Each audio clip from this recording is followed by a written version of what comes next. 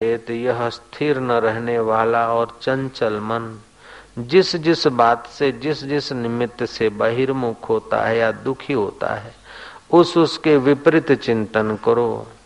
मिठाई बहुत अच्छी है, खानी है, लेकिन मिठाई खाएंगे, जरूर खाएंगे, कोई बात नहीं, लेकिन मिठाई किस्म किस्म की मिठाई है। कोई बंगाली मिठाई तो कोई मारवाड़ी मिठाई, कोई सिंधी मिठाई तो कोई पंजाबी मिठाई है। मिठाइयाँ अनेक प्रकार की, लेकिन उसमें मिठास तो एक शक्कर की, और शक्कर आती है गन्ने से, गन्ना आता है धरती से।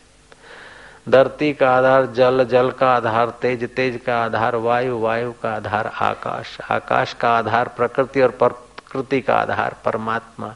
इस मिठाई में सत्ता परमात्मा की, और मिठाई का स्वाद लेने की सत्ता जीभ में, सत्ता परमात्मा की। मेरे परमात्मा की सत्ता की आह्लादनी शक्ति का है खिलवाड़। ये खिलवाड़ खिलवाड़ है, लेकिन मिठाई की मिठास आह्लादनी शक्ति की है, और मुझ चैतन्य की मिठास स्वतः सिद्ध है। ओम ओम। बच्चे फटाकड़े फोड़े, अथवा आप भी कभी फोड़ लो, हम नहीं, फटाकड़े न फोड़ो ऐसा आग्रह नहीं करते, लेकिन कितने फटाकड़े फोड़े। अहम का फटाकड़ा फूट जाए, अविद्या का फटाकड़ा फूट जाए तो शांति। बाकी के फटाकड़े कब तक फोड़ोगे। प्रचार आता है टीवी आदि में या अखबार आदि में कि फटाकड़े से हाथ जल जाए तो ठंडा पानी डाले। ये ठीक है, लेकिन इससे ये है कि फटाकड़े से जब हाथ जल जाए तो आलू को काट कर आलू का जो चिकनाहट है, आलू का जो रस है, वो लगा दे तो फोफड़ा नहीं पड़ेगा, फूलेगा नहीं। ये बहुत ही ज्यादा हितकारी। फटाकड़े से हाथ जले, ठंडा पानी डाले, उसकी अपेक्षा ठंडा पानी डालेगा फूला होगा। अब फूला होगा, थोड़ी राहत तो होगी ठंडा पानी डालने से, लेकिन फूले होंगे और फूले कटेंगे, फिर उनमें ड्रेसिंग व्रेसिंग करो, बहुत दिन लगेंगे। जब फटाकड़े से हाथ जल जाए तो आलू की पतली पतली चिरियां करके उसमें से जो आलू का रस निकले वो लगा दो, फुल्ले भी नहीं होंगे और शांति हो जाएगी। ऐसा भी मैंने अच्छे जानकार लोगों से सुना है, अपना पुराना नुस्खा है। नारायण नारायण। खैर, फटाकड़ा फूटे या हाथ ठीक हो जाए ये बड़ी बात नहीं, यहाँ तो मन को ठीक करने की बात भगवान बता रहे हैं। फटाकड़े कई किस्म के होते हैं, कोई तारामंडल होता है तो कोई तड़तड़िया होता है, कोई लक्ष्मी छाप होता है तो कोई टेटा छाप होता है, कोई शेर छाप होता है तो कोई खरगोश छाप होते फटाकड़े। कोई भमरी जैसे होते हैं तो कोई धुर्र करके है रॉकेट जैसे उड़ते हैं।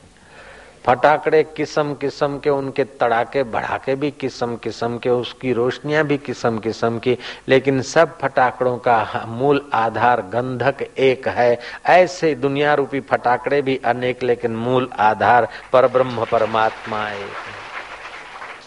सब घट मेरा साईया, सब घट मेरा साईं, खाली घटना कोई, खाली घटना को, बलिहारी वो घट की, बलिहारी जा घट प्रगट हो, जा घट प्रगट। कबीरा कुआ एक है, कबीरा पन्यारी अनेक, पन्यारी न्यारे न्यारे बर्तनों में, न्यारे पानी एक खाए।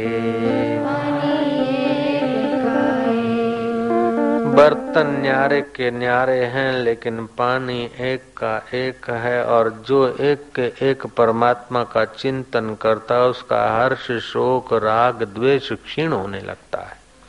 जो एक में अनेक देखता और अनेकता को सत्य मानता है उसका राग द्वेष हर्ष शोक बढ़ता है और जगत में पिसा जाता है।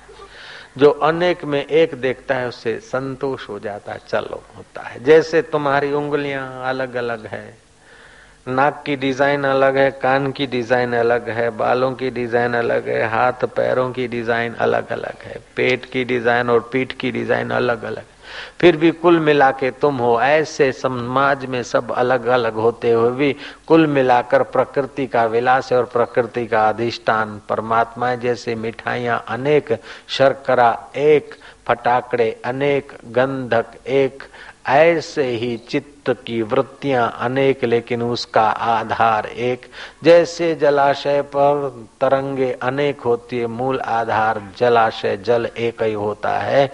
ऐसे तुम्हारा परमात्मा एकमेव अद्वितीय है। उस अद्वितीय परमात्मा में जितना जितना मन शांत होता है उतना उतना उसका सामर्थ्य बढ़ जाता है, उसके संकल्प का अनुपम सामर्थ्य होता है। सिंध देश की बात है, आज से ठीक 65 साल पुरानी बात है। सिंध में गोजो शहर था। गोजा शहर में भाई कृष्णा दरबार साहब थी। भाई किशन उसका नाम था। वो दरबार साहब का चेला था। उसके वहां स्वामी नारायण दास आए। नारायण दास अच्छी कमाई किए हुए फकीर थे, संत थे, सिंधी संत थे। वो मन की एकाग्रता में उनकी थोड़ी गति थी। वो भाई नारायण दास के एक मित्र थे मुसलमान, वो पीर करके पूजे जाते थे। पीर भी थोड़ी बहुत एकाग्रता पाया हुआ था। पीर की और नारायण दास की आपस में दोस्ती थी, मित्रता थी। गोजो शहर में भाई किशन दरबार साहब का जो था, वहां एक कार्यक्रम रखा गया। भाई नारायण दास स्वामी को बुलाया गया, जैसे मेरे को लोग कहीं बुलाते हैं, अपन प्रवचन करते हैं। तो भाई नारायण दास प्रवचन नहीं लेकिन भजन गाते थे। कंठ उनका मधुर था और एकाग्रता के प्रभाव से उनकी दृष्टि में लोगों को बिठा रखने का सामर्थ्य भी था। जयराम जी की